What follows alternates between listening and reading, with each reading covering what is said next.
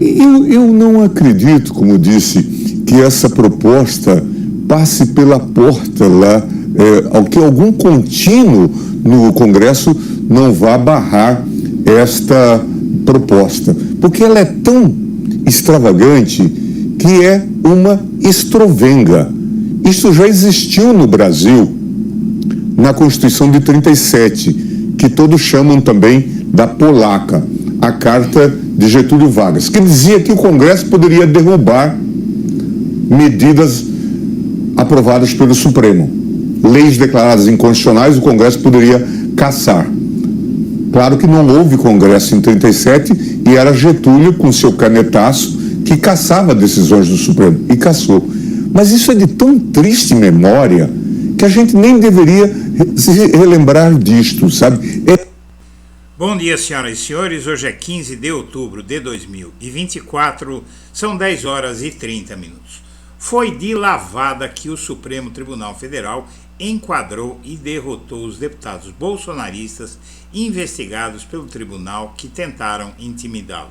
Quem achava que os deputados da pretensamente toda poderosa Comissão de Constituição e Justiça da Câmara dos Deputados agiam para proteger Bolsonaro ou só para proteger Bolsonaro, estava muito enganado. Eles agiram muito mais para se defender dos processos que respondem no Supremo.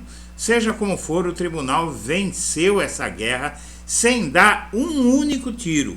Quando os bolsonaristas arregaram, o Supremo estava apenas começando a se mobilizar para uma guerra que venceria facilmente.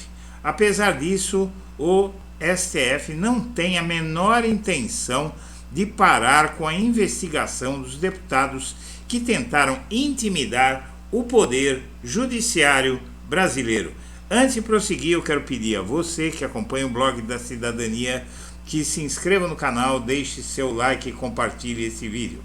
Bom, como todos sabem, a Comissão de Constituição e Justiça avançou e aprovou um pacote anti-STF que permitia, inclusive, ao Congresso sustar decisões da Corte. Isso é uma loucura que não existe em nenhum país democrático do planeta. Mas o que acontece é que os ministros disseram já desde pronto que era ilegal esse pacote, não é? Ministro do STF, vem ilegalidades em pacote patrocinado pelo Centrão e bolsonaristas na Câmara.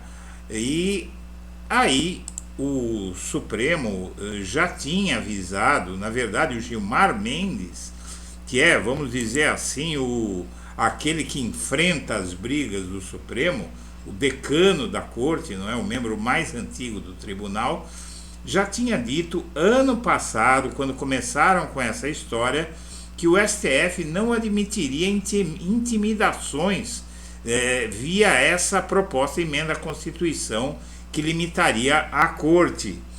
E o STF, inclusive, vai analisar a validade de uma proposta de impeachment contra os seus ministros que consta nesse pacote aprovado pela CCJ, diz o Gilmar Mendes, e vai analisar tudo, na verdade. Vai analisar tudo.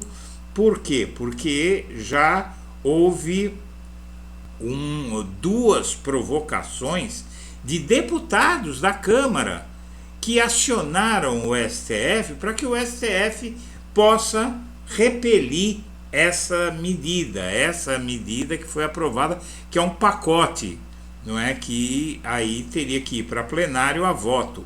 O deputado Paulo Pereira da Silva, o Paulinho da Força, do Solidariedade, entrou com um processo, uma ação para que o Supremo analise isso, não é? Ele adiantou a bola para o Supremo chutar, e não foi só ele.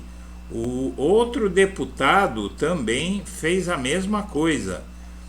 O deputado federal Henrique Vieira, do PSOL, que é pastor inclusive, acionou o Supremo Tribunal Federal ontem para tentar suspender a tramitação da PEC que autoriza o Congresso a suspender qualquer decisão do STF. Então o STF simplesmente vai suspender, vai dar uma liminar e vai suspender toda essa bobagem aí. e eles não vão nem discutir isso porque é inconstitucional. O Gilmar, inclusive, disse que não acredita que passe pela porta, como você viu no vídeo. O ministro argumentou que a limitação das decisões monocráticas dos ministros já estava prevista em normas internas e leis existentes. E ele afirmou ainda que a suspensão do X foi correta e que não vê falta cometida por Moraes, no caso do impeachment, que estão pedindo dele por ter suspendido o X no Brasil. O governo Lula, inclusive, também se opôs ao pacote anti-STF. Então há dois poderes da República aí com poder de sobra para vetar o que esses caras estão fazendo. Mas os ministros decidiram que não vai ficar por aí. Por quê? Porque a tentativa, minha amiga, meu amigo, de parar o Supremo é algo incabível. E os ministros vão usar o inquérito de 8 de janeiro para fazer esse pessoal se acanhar.